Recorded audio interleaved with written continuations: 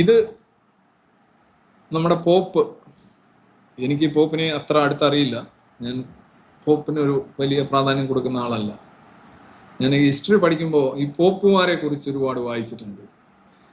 ഒരുപക്ഷെ ലോകം കണ്ടിട്ടുള്ളതിൽ വെച്ച് ഏറ്റവും വിഷലിപ്തമായിട്ടുള്ള വിഷയാസക്തി പോട്ടെ, അതൊരു മനുഷ്യൻ എന്ന നിലയിലാണെന്ന് വെക്കാം, നല്ല അഴിമതിയും ക്രൂരതയും വ്യക്തി ജീവിതത്തിൽ പോലും അച്ചടക്കമില്ലായ്മയും ഒക്കെ വെച്ച് നോക്കുമ്പോൾ വലിയ സ്ഥാനങ്ങളിൽ ഇരിക്കുന്ന വ്യക്തികളുടെ കാര്യത്തിൽ അങ്ങനെയാണ് നോക്കുന്നത്. അങ്ങനെ നോക്കുമ്പോൾ ഏറ്റവും വഷളന്മാരായിട്ടുള്ള പല പോപ്പുമാരും ഉണ്ടായിട്ടുണ്ട്. പിന്നെ ചില പോപ്പുമാരൊക്കെ വളരെ നല്ല പോപ്പുമാരാണെന്നൊക്കെ ഇവിടെ ഓരോരുത്തർ പൊക്കിക്കൊണ്ട് നടക്കുന്നതാണ്. I don't have such hollow opinion about, because basically ഒരു പോപ്പ് നടത്തുന്നത് തട്ടിപ്പാണ്. It's not talking about real things, it's not talking about here but hereafter where. അപ്പൊ എന്തായാലും പുള്ളി ഇപ്പോൾ ഒരു പുതിയ പോപ്പ് വന്നിരിക്കുന്നത് വോക്ക് പോപ്പാണ്. വോക്ക് പോപ്പ് പറഞ്ഞ രണ്ട് കാര്യങ്ങൾ. ഒന്ന്, ഞാൻ ഈ ഒരു ഡയലോഗാണ് പറയുന്നത്, we should perhaps B A little less fearful of Islam. ഈ അടുത്തിടെ പുള്ളി തട്ടിവിട്ട് ഒരെണ്ണമാണ്. നമ്മൾ ഒരു കുറച്ച് ഭയം ഒന്ന് കുറയ്ക്കണം മുസ്ലിങ്ങൾക്കെതിരെ. അല്ല, ഇസ്ലാം എന്നാണ്, മുസ്ലിം നല്ല പോട്ടെ, ഇസ്ലാമിന്. ഈ സ്റ്റേറ്റ്മെന്റ് യഥാർത്ഥത്തിൽ ഒന്നാമത് ഒരു ചപ്ലാച്ചിയാണിത്, രണ്ടാമത് ഇത് ഇസ്ലാമിനെ അപമാനിക്കുന്നതാണ്. ഇപ്പൊ ഈ ഇസ്ലാമോഫോബിയ എന്ന് പറയുന്നത് ഉള്ള ആളുകളുണ്ട്, ഇസ്ലാമിനെ ഭയക്കുന്ന ആളുകളുണ്ട്. അവർ കാണുമ്പോൾ അറിയാം, അവർ മറ്റെല്ലാ കാര്യങ്ങളിലും ഉപയോഗിക്കുന്ന ഒരു യാഡ് സ്റ്റിക്ക് അവർ ഇസ്ലാമിൻ്റെ കാര്യത്തിൽ ഉപയോഗിക്കില്ല. കണ്ടു ഭയന്ന് കേട്ടു വിറച്ചു അതുപോലെ അഭിപ്രായം പറയും. കണ്ടു ഭയന്നതുപോലെ കേട്ടു വിറച്ചതുപോലെ അഭിപ്രായം പറയും. അത് എന്തിനോ കണ്ട് ഭയക്കണേ, ആ മുറിയിൽ ഇല്ലാത്ത ഒരു പ്രേതത്തെ കണ്ട് തളർന്നു വീണു എന്നൊക്കെ പറയത്തില്ല. നമ്മളൊരു സംഗതിയോട് അമിത ഭയം എപ്പോഴാണ് കാണിക്കുന്നത്? അമിതമായ വിധേയത്വവും അമിതമായ ഭയവും അമിതമായ പ്രീണനവും. നമ്മൾ ഒരിക്കലും അങ്ങനെയല്ലല്ലോ, നമ്മൾ നോർമലാണ്. We are normal to normal things. നമ്മളെ അമിത ബഹുമാനം, അപ്പം എത്ര ബഹുമാനമാണ്, എത്ര നിയന്ത്രണ ബോധത്തോടെയാണ് നമ്മൾ ഇസ്ലാമിനെ കുറിച്ച് പലരും സംസാരിക്കുന്നത്. ഇതിന്റെ അടിസ്ഥാനം എന്താണ്? അകാരണമായ ഭയമാണ്. അത്രയ്ക്ക് അങ്ങനെ ഭയക്കേണ്ട കാര്യമൊന്നുമില്ല. നിങ്ങൾ റീസണബിൾ ആയിട്ട് സംസാരിച്ചു കഴിഞ്ഞാൽ റീസണബിൾ ആയിട്ട് തിരിച്ച് സംസാരിക്കുന്നവർ അതിനകത്തുണ്ട്.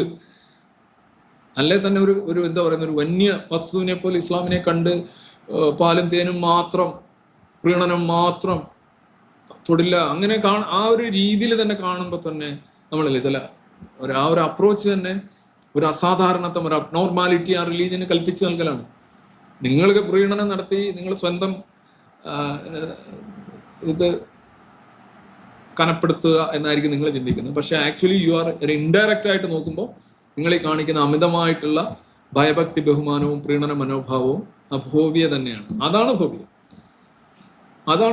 അത് നമ്മളുടെ ഇവിടെയുള്ള ഈ സോക്കോൾഡ് ചരിത്രകാരന്മാർ, ബുദ്ധിജീവികൾ, സാംസ്കാരിക നായകന്മാരിലെല്ലാം തന്നെ നല്ല രീതിയിലുള്ള ഇസ്ലാം ഭയം വളരെ ആഴത്തിൽ അസ്ഥിയിൽ പിടിച്ച ഭയമുണ്ട്.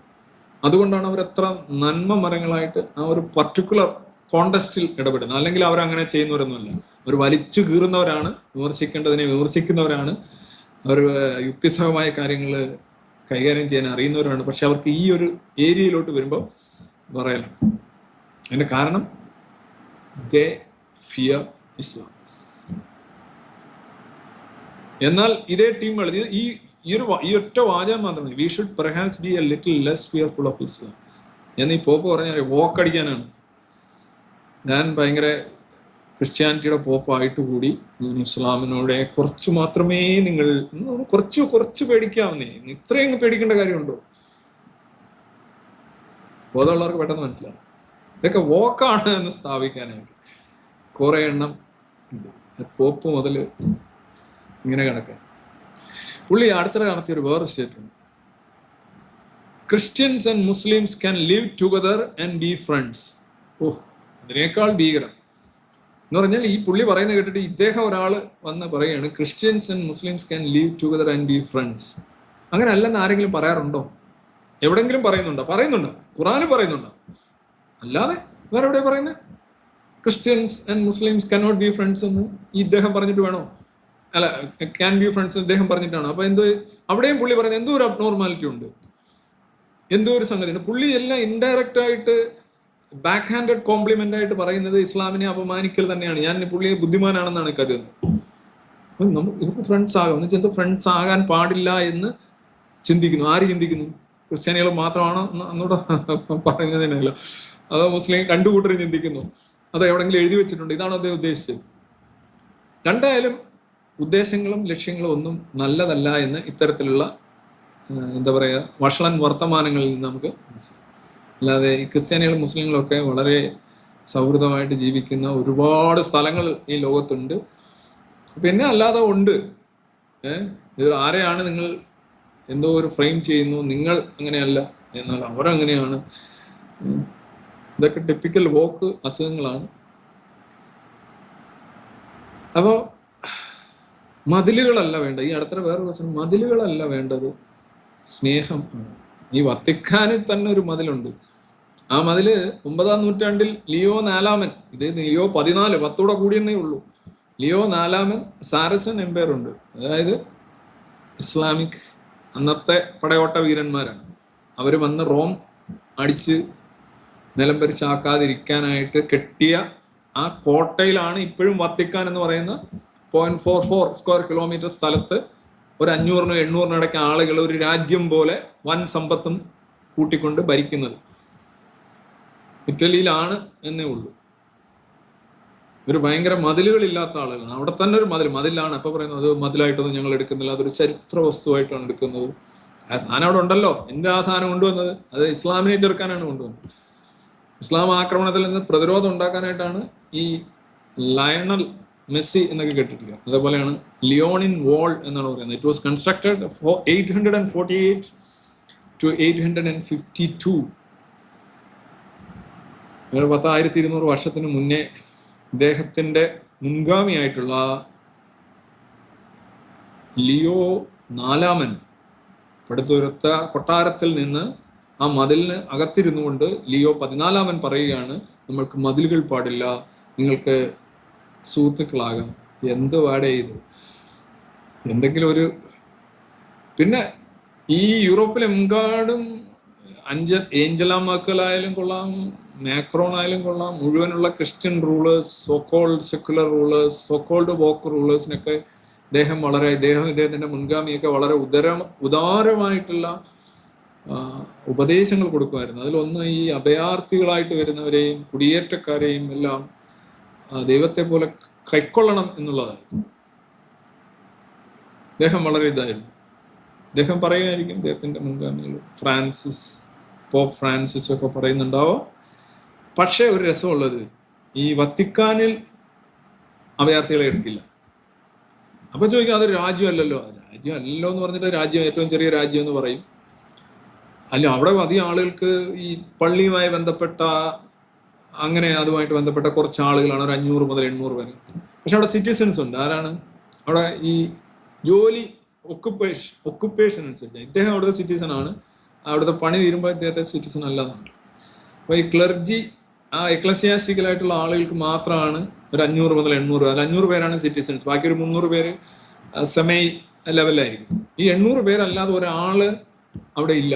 ഒരാൾക്കും അഭയമില്ല. എന്നാൽ ഒരു 10 പേർക്ക് അഭയം കൊടുത്തൂടെ? ചെറിയ ഇതാണ്, കൊടുക്കില്ല എന്ന് മാത്രമല്ല, അവിടെ ഈ വത്തിക്കാനിലേക്ക് ഏതെങ്കിലും സ്നേഹിക്കാനായിട്ട് മതിലുകൾ മറികടന്ന ഏതെങ്കിലും വേറെ വിഭാഗത്തിൽപ്പെട്ട ആളുകൾ വന്നാൽ അവരെന്താ സംഭവിക്കുന്നത്? അവരെ പാർപ്പിക്കാൻ അവിടെ ഒരു ഡിറ്റൻഷൻ സെന്റർ ഉണ്ട്. ഇപ്പൊ ഡിറ്റൻഷൻ സെന്റർ എന്ന് പറയുമ്പോൾ ഇവിടെ കരുതൽ, തടങ്കൽ, പാളയം എന്നൊക്കെ പറയും. അല്ല, നല്ല റൂമുകളൊക്കെയാണ് കേട്ടോ. ഇനിയിപ്പോൾ അത് പേടിക്കണ്ട. ഞാൻ അങ്ങനെ പണ്ട് പറഞ്ഞു, നല്ല റൂമുകളാണ്. അവര് ഡീറ്റെയിൻ ചെയ്ത് വെക്കും. പക്ഷേ ഒരു പ്രശ്നമുണ്ട്, നിങ്ങൾ അന്യായമായിട്ടാണ് ഈ വത്തിക്കാനിലേക്ക് കടക്കുന്നതെങ്കിൽ നിങ്ങൾക്ക് 4 വർഷം വരെ തടവ് കിട്ടാനായിട്ടുള്ള നിയമ പരിഷ്കരണം അവിടെ വരുത്തിയിട്ടുണ്ട്. 2011 എങ്ങാണ്ടാണെന്ന് തോന്നുന്നു. അപ്പൊ ഈ 4 വർഷം വരെ നിങ്ങൾക്ക് തടവ് കിട്ടാവുന്ന ഒരു കുറ്റമാണ് വത്തിക്കാനിലേക്ക് അവിടുത്തെ 800 പേരിൽ 801 ആകാൻ നിങ്ങൾ പോയാൽ സംഭവിക്കാൻ പോകുന്നത്. അതേ പോപ്പ് തന്നെയാണ് യൂറോപ്പിലുള്ള എല്ലാവർക്കും അതിഥികളെ ദേവോ ഭവ എന്ന് പറഞ്ഞ് സ്വീകരിക്കണമെന്ന് പറയുന്നു.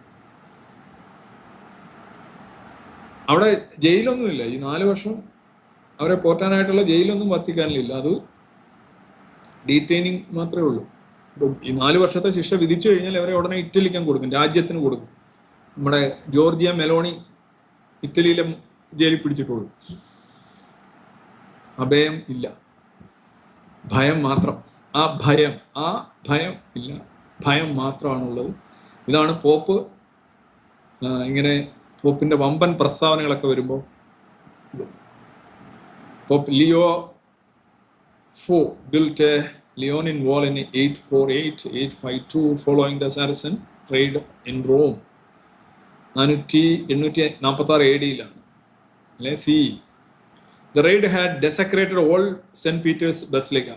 പഴയ സെന്റ് പീറ്റേഴ്സ് ബസിലിക്കയെ ഡെസക്രേറ്റ് ചെയ്തു, നശിപ്പിച്ചു അല്ലെങ്കിൽ മലിനമാക്കി. Which sat outside the origin പഴയ സെന്റ് പീറ്റേഴ്സ് ഓൾഡ് ആണ്, ഇപ്പോൾ പുതിയതല്ല, അതിനെ നശിപ്പിച്ചു. അതിപ്പോൾ റോമൻ വാൾസിന് പുറത്താണ്. Leo fortified the area to protect the holy sites from the further invasion. അപ്പോൾ ഇതൊന്ന് നശിപ്പിച്ചപ്പോൾ ബാക്കിയൊക്കെ രക്ഷിക്കാനായിട്ടാണ് ലിയോ 4 ഈ വോള് കെട്ടിയത്. ആ വോൾ ഇപ്പോഴും അവിടെ ഉണ്ട് വത്തിക്കാനിൽ. These walls still form the physical boundary of the Vatican city and state today. അപ്പോൾ ഈ മതിലുകൾ ഇല്ലാതാക്കണമെന്ന് ആഗ്രഹിക്കുമ്പോൾ ആദ്യം ഈ മതിലുകളെ കുറിച്ച് ഒന്ന് ചിന്തിക്കണം. ബഹുമാനപ്പെട്ട Leo 14 under the modernized penal code referring to updated Legge 9 and the subsequent decrees, any person who illegally enters or remain within Vatican territory without authorization can face a prison sentence up to 4 years. വേറെ ഏത് രാജ്യത്തുണ്ട് ഇതേപോലെയുള്ള മനോഹരമായ നിയമങ്ങൾ? രാജ്യമല്ലേ? രാജ്യമാണ്. രാജ്യമല്ലേ? രാജ്യമല്ല. എന്തായാലും കൊള്ളാം, നിയമങ്ങളും കൊള്ളാം. നല്ല പുതിയ